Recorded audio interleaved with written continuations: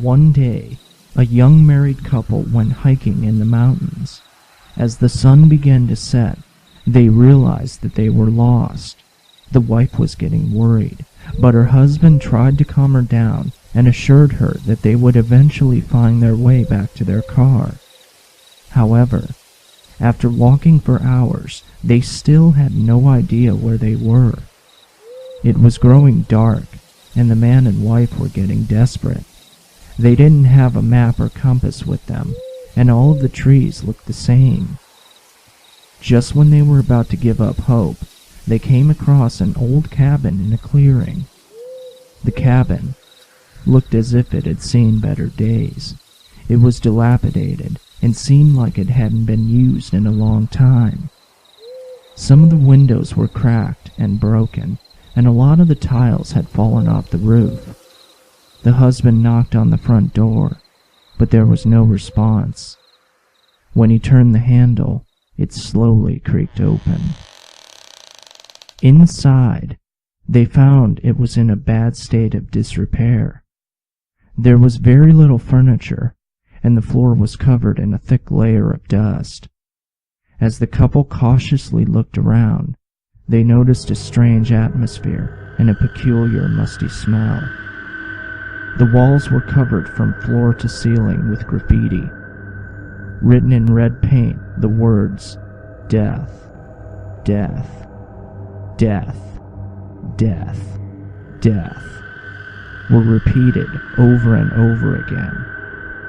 The man and woman were unnerved. With a shaking hand, the husband reached out to touch the wall. He was horrified to find that the paint was not yet dry. The couple were very frightened, but they had nowhere else to go. They knew that the mountain was dangerous at night, and there were a lot of wild animals prowling the woods. Despite the creepy writing on the walls, they decided to stay the night. Going upstairs, they found a moth-eaten mattress that was covered in stains. The husband and wife wrapped themselves in an old piece of carpet to keep warm and tried to make themselves as comfortable as possible under the circumstances. They lay down together on the mattress and eventually managed to fall asleep. Sometime after midnight, the couple were awakened by a strange rustling noise. It sounded like someone or something was moving around outside the shack. "Did you hear that?" asked his wife. "I think there's somebody out there." Her husband listened for a while, but he didn't hear anything.